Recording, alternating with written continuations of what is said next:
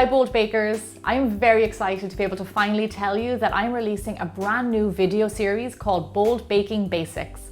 It is a collection of your most requested baking basic techniques, like how to make homemade food dye, homemade condensed milk, egg substitutes, and so much more. This means that you'll be getting a brand new video every Monday, as well as bigger, bolder baking on a Thursday. So that is 2 videos a week.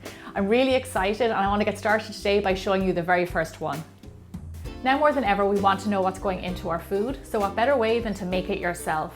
One ingredient that gets a bad rap is food dye. So if you don't want to use it or would like an alternative, you can always make it with all natural ingredients like fruits and vegetables. It is really easy and you get a great result. So for the food dye, I have chosen fruits and vegetables that have already got a really lovely, natural, strong color. We're going to start out by making a red food dye using beets.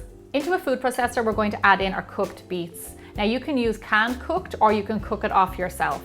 So into this, we're going to add in some beet juice. Now you can use canned beet juice, or what I have is the reserved cooking liquor from the beets. And just in case you're worried, you will not be able to taste any of these natural ingredients in your baked products. Okay, on with our lid, and you just want to process this until it's really well blended. You know, this red looks even better than something I could buy in a store. And that's it, only takes a few seconds. Okay, so we're going to take our puree and pass it through a sieve to remove any of that beet pulp and just end up with the lovely liquid. There's our juice, and you will end up with some pulp left in your sieve, and that's what you want. Okay, now all we have to do is pour our food dye into our jar. So these little jars are fantastic, and I use them for homemade food dyes and homemade extracts, and you can buy them directly on my website.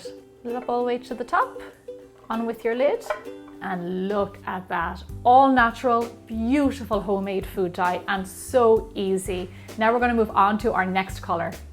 Spinach has a beautiful green color, and that's what we're using for our green food dye. You can use cooked and frozen spinach that has been defrosted, or you can use fresh spinach.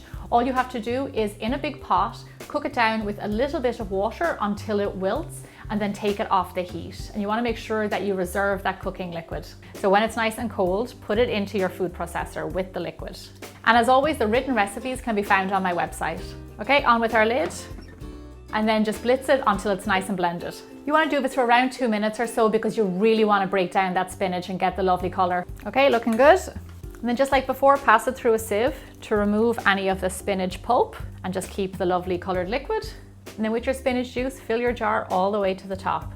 Because these homemade food dyes are made using all natural ingredients, they do have to be kept in the fridge, and they will last up to 4 to 6 weeks. On with our lid. And there you have it. Another simple yet lovely homemade food dye. This is going to be fantastic in my baking. We're going to move on now to our next color. Our next food dye is yellow, and this is very simple to make. In a heavy bottom saucepan, we're going to add in some water and some turmeric.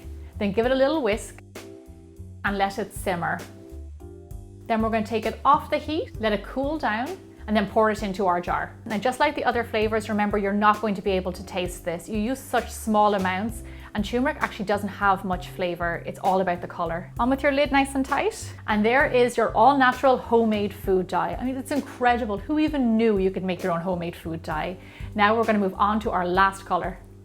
The next food dye we are making is purple. Now, ironically, you use blueberries to get purple because, as you can see, they have this beautiful dark purple juice that naturally comes out of them. It's gorgeous. Now, you can use fresh blueberries. However, I like to use frozen blueberries because they're a little bit juicier and I think you get a better color. So these guys are going to go straight into our food processor. Then we're going to add in a little bit of water. Already you can see the color coming out in them. And then on with our lid, and then we're going to blend them up until it's nice and fine.